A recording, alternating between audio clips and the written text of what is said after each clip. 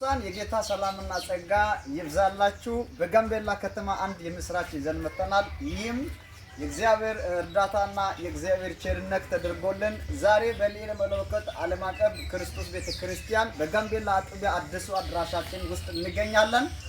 እንግዲህ እግዚአብሔር ረድቶን እንደዚህ በሚያምር መልኩ መድረክ ተሰርቶ አልቋል። ፕሮግራማችን መቼ ነው ብላችሁ ለምትጠይቁን ደግሞ ሰኞ ከሰዓት ከ9 ሰዓት እስከ 2 ሰዓት ጀምሮ ፕሮግራማችን በዚህ አድራሽ ላይ ይካሄዳል።